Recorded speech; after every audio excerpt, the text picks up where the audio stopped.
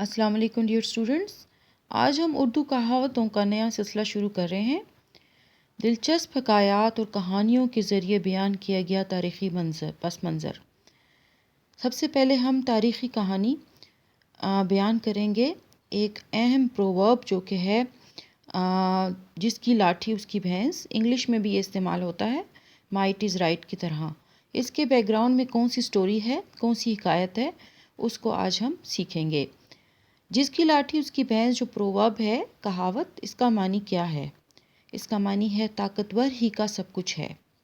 جب کوئی طاقتور اپنے بلبوتے پر زبردستی کسی کمزور کا مال اپنے قبضے میں کر لے تو یہ مثل کہی جاتی ہے۔ اس مثل کے وجود میں آنے کا سبب ایک دلچسپ حکایت ہے جو اس طرح ہے۔ ایک بار کوئی شخص بازار سے ایک بھینس خرید کر اپنے گھر کی طرف جا رہا تھا۔ راستے میں سنسان جنگل پڑتا تھا۔ جس وقت سنسان راستے سے وہ جو گزر رہا تھا تو اسے راستے میں ایک چور مل گیا۔ چور نے اس کا راستہ روک لیا اور ڈرا دھمکا کر کہا، بھینس میرے حوالے کر دو۔ جب بھینس والے نے آناکانی کی تو چور نے لاٹھی تھان کر کہا، اگر تم بھینس نہیں دو گے تو اسی لاٹھی سے تمہارے سر کو چکنا چور کر دوں گا۔ پھر تم کو بھینس کے ساتھ ساتھ اپنی جان سے بھی ہاتھ دھونا پڑے گا۔ اچھائی اسی میں ہے کہ بیچوں و چراں بھینس میرے حوالے کر دو اور اپنے گھر کا راستہ لو۔ بھینس والے نے سوچا کہ معاملہ گڑبڑ ہے، کہیں جان پر نہ بن آئے، بھینس دینے ہی میں عافیت ہے۔ اس نے بھینس کو چور کے حوالے کر دیا اور نہایت عاجزی و انکساری سے کہا، اب یہ بھینس آپ کی ہے، راستہ سنسان ہے، اگر آپ مجھے یہ لاٹھی دے دیں تو میں اس کے سہارے اپنے گھر تک پہنچ جاؤں گا۔ چور نے سوچا، قیمتی بھینس تو مجھے مل گئی ہے، اب لاٹھی دینے میں کیا مذائقہ ہے۔ اس نے بھینس والے کو اپنی لاٹھی دے دی۔ چور جوں ہی بھینس کو لے کر چلنے لگا، اس شخص نے لاٹھی تھان کر کہا، اب کہاں جاتا ہے؟ تیری عافیت اسی میں ہے کہ بھینس کو چھوڑ کر بھاگ جا، ورنہ تیرے سر کے 2 ٹکڑے کر دوں گا۔ چور گھبرا گیا، معاملہ الٹا ہو گیا تھا۔ موقع کی نزاکت کو بھانتے ہوئے اس نے بھینس چھوڑ دی اور اپنی لاٹھی واپس مانگی۔ اس شخص نے جواب دیا، اب یہ لاٹھی تیرے ہاتھ آنے والی نہیں ہے، کیونکہ جس کی لاٹھی اس کی بھینس، یعنی جس کے ہاتھ میں طاقت ہوتی ہے، جو طاقتور ہوتا ہے، پاور ہوتی ہے جس کے پاس، تو اس کے پاس سب کچھ ہوتا ہے۔ دوسری جو پروورب یا دوسری کہاوت جو ہے وہ ہے، بڑے تیس مار خان بنے پھرتے ہیں، یعنی بڑے بہادر ہیں، بہت اکڑ پھونک کرتے ہیں، نہایت عقل مند ہیں۔ یہ ہم کسی کے لیے طنزیہ کہتے ہیں۔ اگر کوئی شخص اپنے آپ کو بلا وجہ بہادر، عقل مند یا اپنی حیثیت سے زیادہ سمجھے اور اس کا مظاہرہ کرے تو اس کہاوت کو طنزاً کہتے ہیں۔ اس کہاوت کے وجود میں آنے کے سلسلے میں حسب ذیل کی حکایت مشہور ہے۔ ایک بوڑھا سپاہی مدت سے بیکار تھا، بیٹھے بیٹھے گھر کا سارا سامان بیچ بیچ کر کھا گیا۔ اس کی بیوی اکثر اس سے کہا کرتی تھی کہ تم کمانے کیوں نہیں چاہتے ہو؟ کب تک یوں ہی سامان بیچ بیچ کر کھاتے رہیں؟ جب سارا سامان بک گیا اور پاس کچھ نہ بچا تو اس نے مجبوراً اپنی بیوی سے کہا، میرا ارادہ ہے کہ تلاش روزگار کے لیے کل کسی طرف کو جاؤں، تم کہیں سے کچھ انتظام کر کے میرے لیے ناشتہ تیار کر دینا۔ بیوی رات کو منہ اندھیرے اٹھی۔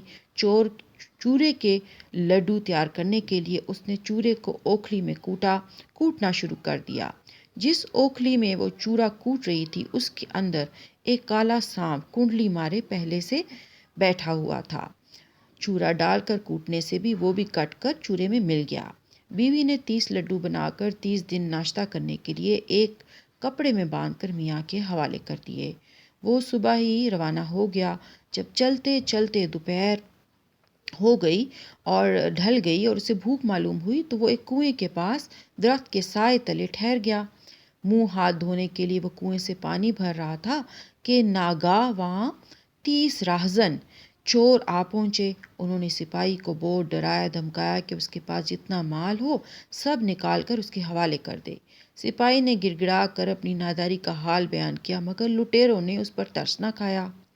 آخر کار سپاہی نے دیکھا کہ یہ کچھ لیے بغیر ٹلنے والے نہیں ہیں تو اس نے نہایت عاجزی سے کہا، میرے پاس صرف 30 لڈو ہیں جو میری بیوی نے ناشتے کے لیے دیے تھے، یہ حاضر ہیں، یہ میرا 1 مہینے کا ناشتہ ہے، اس کے علاوہ میرے پاس کچھ نہیں ہے۔ راہزنوں نے اس سے سارے لڈو چھین لیے اور ایک ایک لڈو چٹ کر گئے۔ سپاہی نے کچھ دیر کے بعد دیکھا کہ ایک راہزن کا حال خراب ہونے لگا ہے، کوئی وہیں گر پڑا، کوئی اونگ رہا ہے اور کوئی جو ہے وہ بری حالت میں ہے۔ سپاہی نے سوچا ابھی تو یہ سب اچھے خاصے تھے، اچانک ان کو لڈو کھاتے کیا ہو گیا؟ وہ ان کے پاس گیا تو اس نے سب کو بے ہوش پایا۔ ان میں سے کچھ تو مر چکے تھے، باقی سسک رہے تھے۔ اسی وقت اس نے سپاہیانہ داؤ کھیلا، سب کے ناک اور کان کاٹ کر اسی کپڑے میں باندھ لیے جس میں لڈو بندھے تھے، اور وہاں سے اپنا راستہ لیا۔ وہاں سے چل کر وہ ایک شہر میں پہنچا۔ اس شہر کا یہ دستور تھا کہ ہر نیا مسافر بادشاہ کے سامنے حاضر کیا جاتا تھا۔ جب یہ سپاہی بادشاہ کے سامنے حاضر کیا گیا تو دربار میں اس کا حال چال پوچھا گیا۔ اس وقت اس نے خوب شیخی بگاڑی، اپنے باپ دادا کی جوان مردی کا حال بیان کیا۔ بادشاہ نے کہا اب تم اپنا حال بیان کرو۔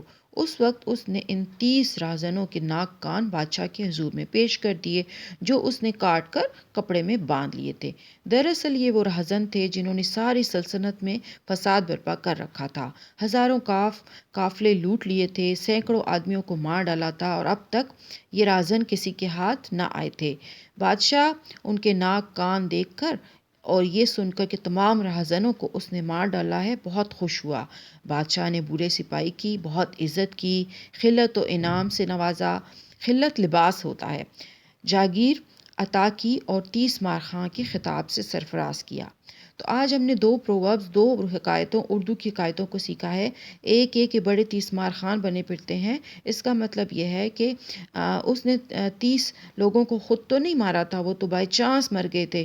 اسی لیے کوئی ایسی کہاوت جس میں یہ کہا جائے کہ کوئی شخص اس قابل نہیں ہے اور تو اس کو کہا جاتا ہے کہ بڑے 30 مارخوان بنے پھرتے ہو، یعنی تم نے مارا تو نہیں ہے لیکن تم کریڈٹ لے رہے ہو۔